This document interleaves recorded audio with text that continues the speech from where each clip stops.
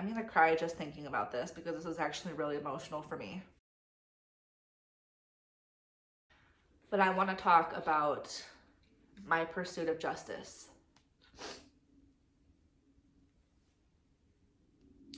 You know, those of you who have been following me and my story on social media,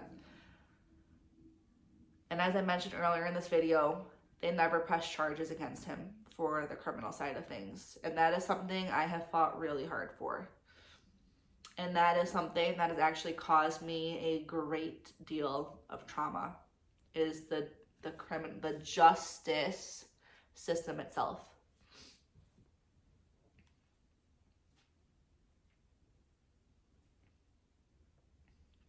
And I have fought really hard for it.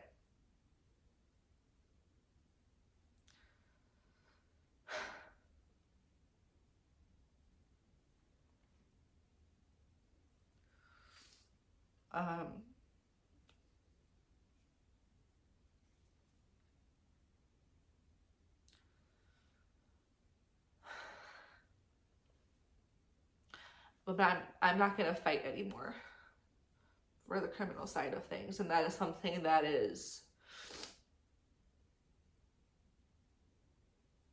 I'm happy about it, but it's hard.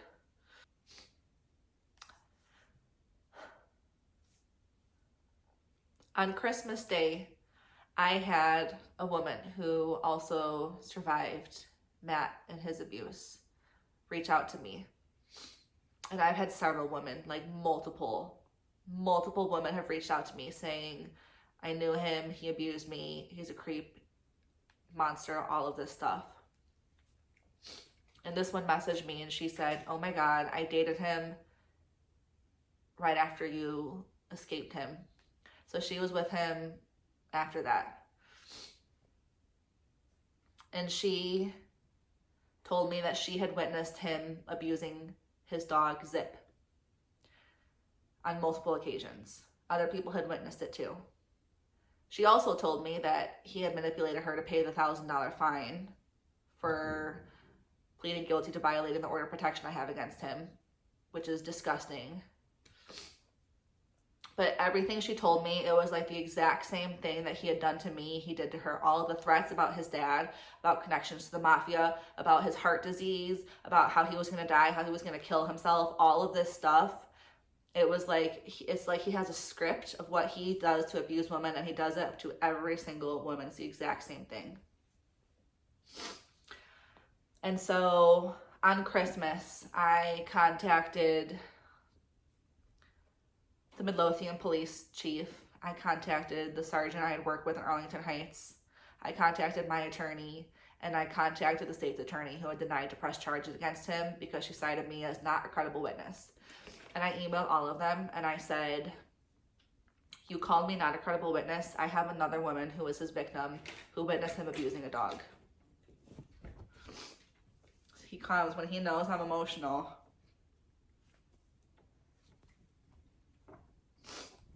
There you go, buddy.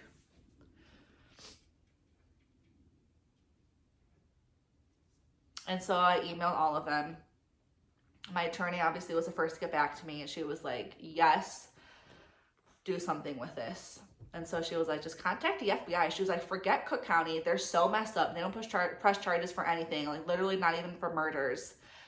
Contact them. Contact the FBI, do something. So I contacted the FBI, and they were like, okay, you know, we'll let you know if anything happens with this. And I was like, that's fine. I don't expect anything from the FBI, but fine. The Midlothian police chief emailed me back and said, you know, you can send this to the state's attorney, see if it changes her mind, etc. And then I had this realization that the day Matt abused and killed Kirby, he had taken us to another county. He had taken us to Will County. And Will County does not have the same issues as Cook County. Cook County is not prosecuting anything. Will County does not have those same issues. And so I was like, finally, this is the break I've been waiting for.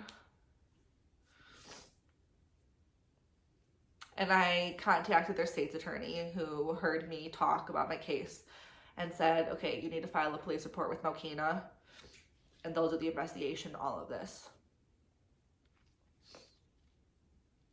I was really excited because Will County, their head prosecutor, lobbied to change the laws of Illinois to be stricter about animal abuse and to prosecute them more. He created their own department of prosecutors who specifically work with animal cruelty. And I was like, yes, finally.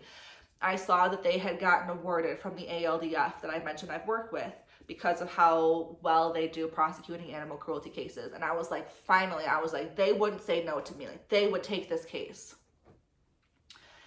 And so I flew back to Chicago for a day to file a police report in Mokena. My flight left here, where I live now, at 6 in the morning. I got to Chicago, and around 11 o'clock, 11:30, I was at the Mokena police station to file a police report. And I was more nervous than I felt in my life. And I had a folder like this thick of documents of my lawsuit, of witness statements, of pictures, that reports, everything ready to go. And the police officer sat down with me. And I'm crying because I'm so grateful for him. He was just a regular police officer who took my statement. I was with him for maybe an hour.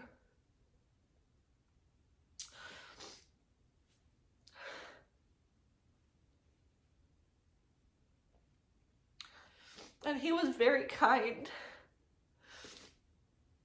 and compassionate.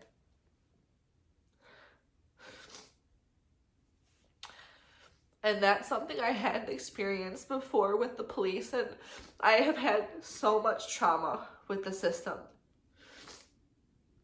And so to have a police officer listen to me and be compassionate about it, I was like, that is part of the reason that I'm ready to close this chapter of my life of seeking criminal justice for this, or seeking criminal charges.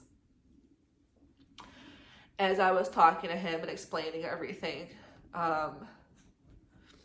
he was just like, oh my God, I can't believe that all these other agencies didn't do anything. He was like, I can't believe that the Midlothian police didn't bring us in on this. I can't believe they didn't notify about any of this. You know, they didn't tell us anything about any of this. He was like, that's really messed up that they didn't do anything with this.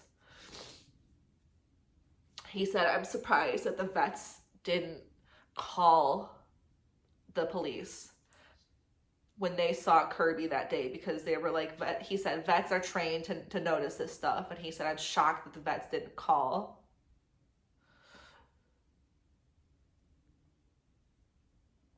And like, that to me is just like more validation that I've gotten through any of the process, because not once did this police officer look at me and say, why didn't you do anything? You just let this happen, all of this. Not once. And that's brand new, because the other police officers I talked to, the state's attorneys, they all victim blamed me. And that's caused me a lot of trauma, but this police officer did not at all. And I am so grateful for that.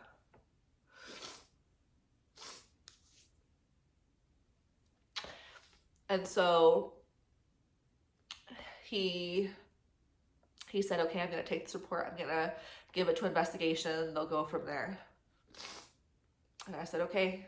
And then I flew home that night, and I had work the next day. I literally flew. I spent like $500 on a flight to fly home to file this police report, because I was like, I'm all in with this fight. And I have been since day one. And so it's been about, well, I'll say, on my way home from the Mokena police station, I got a phone call from the sergeant I had worked with in Arlington Heights, So on our way home from the Mokena Police Department, we stopped at Portillo's for lunch because obviously it's a Chicago thing. I needed my Portillo's. And I got a phone call from the sergeant I had worked with in Arlington Heights. And I had been left with a really bad taste in my mouth about her after a year ago. She had called me and said they weren't pressing charges. There was nothing to be done. I had felt like she had really victim blamed me when she did her interview, and I was just really left with a bad taste in my mouth. And so, you know, I had obviously let her know about this other victim and all of this. And she was really kind to me. And it was actually a really nice phone call. And I didn't expect anything from her.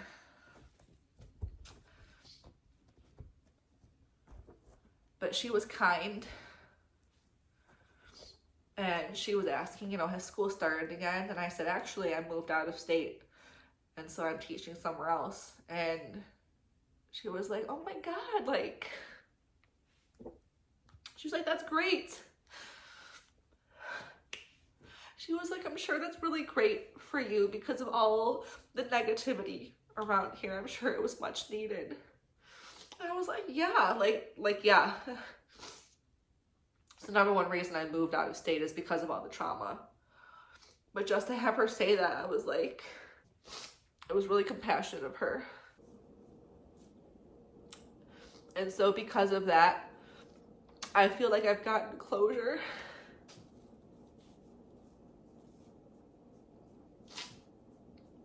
I've gotten closure with her. I don't have a bad taste in my mouth about her anymore, and I'm really grateful for that. I don't have a bad taste in my mouth as much anymore about the police in general, which is really big because they scared me after everything that I went through with them. Like, to be met with compassion from this one police officer in Mokena, like, that really means a lot to me. And so I've been doing a lot of reflecting, and I had therapy this week. And before therapy, I was like, what am I going to talk about? And then 2 minutes before therapy, I was like, I know what I'm going to talk about. And I started crying before I even had therapy. And it was because I was going to talk about this. And so my therapist, you know, we're checking in, and she says, what do you want to talk about? And I said, I want to talk about this because I'm thinking, I said, I'm at this point in my life where I want to start this new chapter, and I feel like I'm ready for it. But I said, it's really hard to think about giving up this fight for justice, for criminal charges. And so she had me explain what I meant, and I explained the lawsuit, and I explained how I've been fighting for criminal charges. I think this chapter is naturally coming to a close. And that brings up a lot of emotions for me. We won the lawsuit, and it was a profound amount of justice because it was me who called him to task. It was me who made him sit there and listen to every horrible truth about himself and what he did to me and my dogs.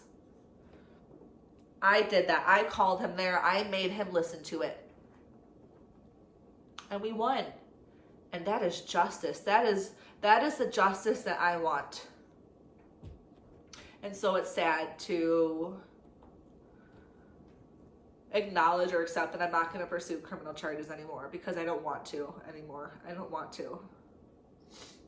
I've fought harder than anything. And I've gotten my justice.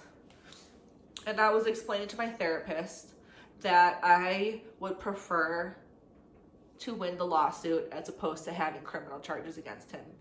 And I explained that Matt has been to jail before for domestic battery, and he is still out here living his horrible life, being a horrible, evil presence on this earth, hurting people, hurting animals, getting jobs. Nothing has been impacted about him whatsoever. And I said, if he went to prison for what he did to me and my dogs, I don't think it would have a big impact on him because he would be out in a few years and just out there doing his thing again. And I said, with a lawsuit, and I said also, that would mean me putting my power or my story in the hands of other people. And that's just not really my thing. Like, my story is my story. It's my story. It's my fight. And I said with the lawsuit, with the civil case, I would rather have won that like we did than have the criminal charges, because this is going to have a greater impact on him. And I will stand by that. Because, as my attorney said, he will have to live the rest of his life in poverty. Because if he has a bank account, we can find it and freeze it. This will be on his credit forever. It'll show everywhere that he has this judgment against him for all this money. And she said he's going to have to choose to live in poverty. And to me, I think that's going to have a greater impact, like cosmically, than it would if he went to jail. And I'm just like seeing this in like an enlightened version. And I'm ready to move forward because I have achieved justice. I have held him accountable. I have had him sit there and listen to everything that he did. I've told my truth in front of him, and that is everything to me. And I told my therapist I don't want to be spending money to be going back to Chicago for all of this. She said, you don't want to put this in other people's hands either. And she was like, I really, I support your path to not pursue criminal charges. And I said, it makes me sad. She said, talk about that. I said, for the past year and a half, Kirby and Daisy have been this undercurrent in my life, fighting for justice, and it's been for them.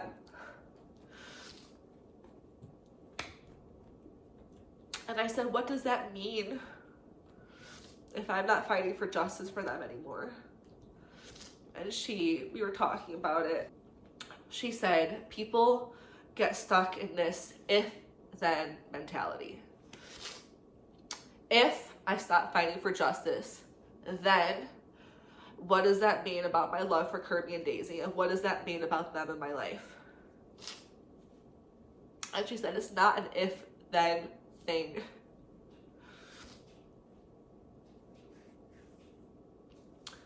And so we were saying,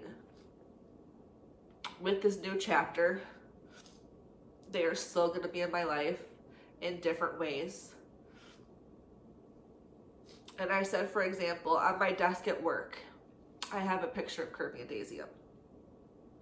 But I also have pictures of my new dogs. I have pictures of my family. And I said, they are not the only thing. They are not center stage, but they're part of it. And I said, so that's a way that they are woven into my life. And she said she really liked that phrase about weaving them into my life. And she said that's what it is. And she shared this poem with me. And I'll pause here and I'll put the poem. About how grief is something that you endure. It's not a chapter you close. It's just it's something you endure. And I was like, it's helpful to look at it that way, that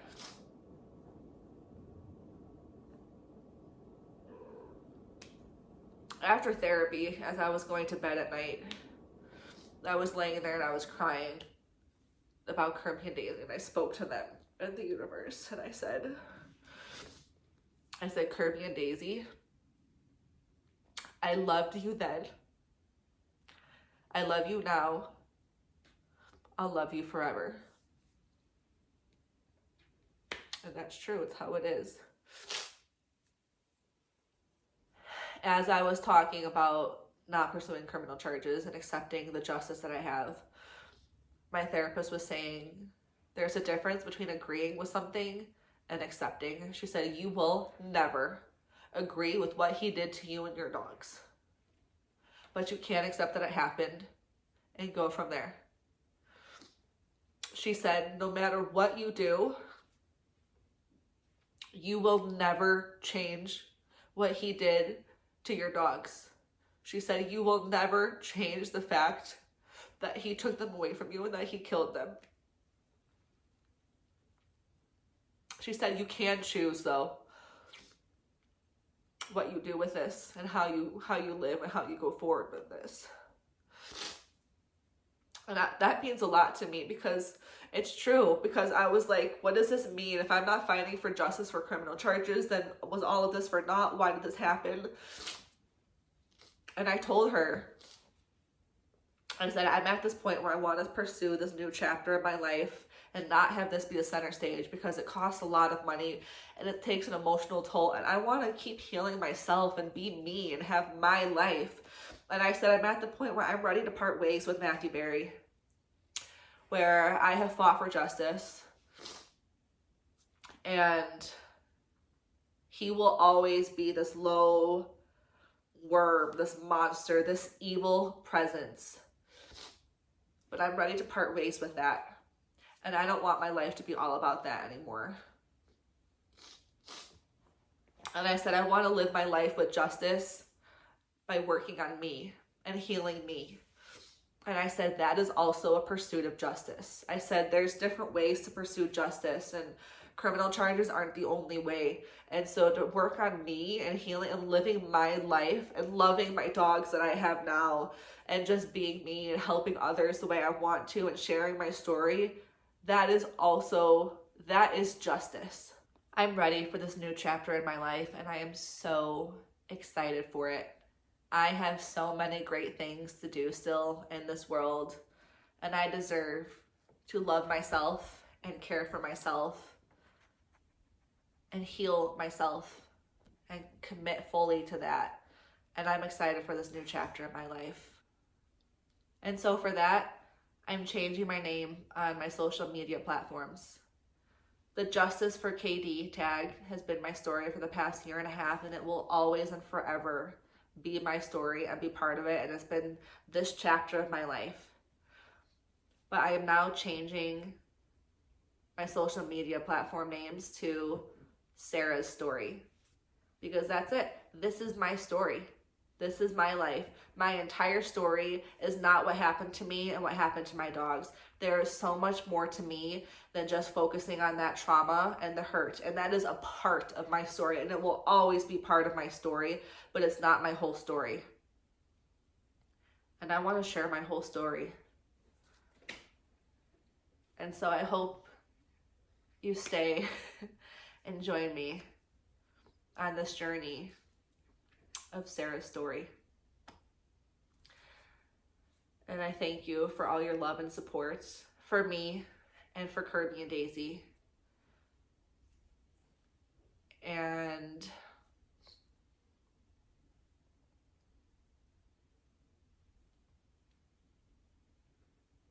I'm excited to show you Sarah's story.